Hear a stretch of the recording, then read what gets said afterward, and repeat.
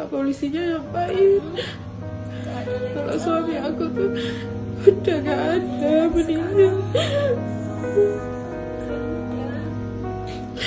Nggak tahu rasanya gimana, belum lagi sakit perutnya bercampur aduk dengan sakit rasa kehilangan ya orang disayang. Di hadapan itu sendirian cukup berat kan, sampai akhirnya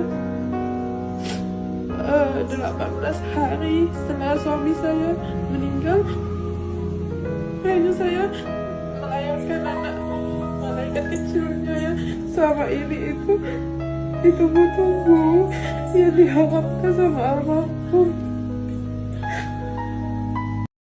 Viral, tangis istri korban pembunuhan di Pontianak tak terima pelaku divonis ringan. Beredar di media sosial curhat istri hari korban pembunuhan yang curhat tak terima pelaku pembunuh divonis ringan. Istri korban pembunuhan, Tini, protes dengan vonis ringan yang dijatuhkan kepada pelaku pembunuhan di Pontianak, Kalimantan Barat, Kalbar, berinisial Al, 22.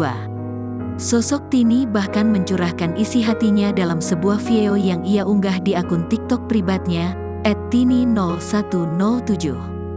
Dalam video, Tini juga menceritakan detik-detik komunikasi terakhirnya bersama sang suami. Tini menceritakan, sesaat sebelum kejadian, sekitar pukul 20 waktu Indonesia Barat, dia yang sedang hamil, mengalami kontraksi. Tini meminta korban pulang menemaninya.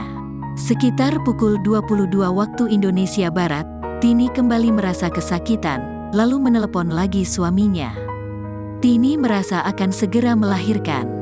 Menurut Tini, pukul 23 waktu Indonesia Barat korban memberitahu telah bersiap-siap pulang ke rumah. Namun, hingga pukul 1 waktu Indonesia Barat korban tak kunjung sampai rumah, bahkan nomor ponsel tidak aktif. Awalnya saya pikir, oh mungkin masih di perjalanan, tapi sampai tengah malam tidak ada kabar, ungkap Tini. Setelah lama menunggu dengan bercampur cemas, mendadak rumah Tini didatangi sejumlah orang mengaku polisi. Orang tersebut memintanya ke rumah sakit tanpa menjelaskan lebih lanjut. Setibanya di rumah sakit, Tini sudah melihat suaminya terbujur kaku dengan sejumlah luka bacok di badan.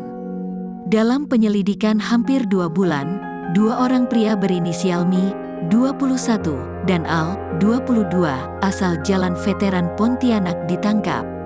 Keduanya diduga sebagai pelaku. Dalam proses penangkapan, salah satu tersangka, Mi, meninggal dunia ditembak polisi.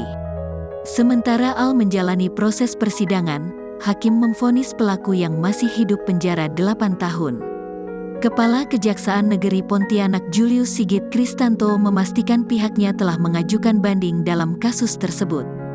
Vonis hakim tersebut, lanjut Julius, belum memberikan rasa keadilan untuk masyarakat, terutama rasa keadilan untuk keluarga korban yang telah ditinggalkan. Julius memastikan terus berjuang memberikan keadilan masyarakat dan keluarga korban yang ditinggalkan atas peristiwa tersebut. Download Tribun X sekarang, menghadirkan lokal menjadi Indonesia.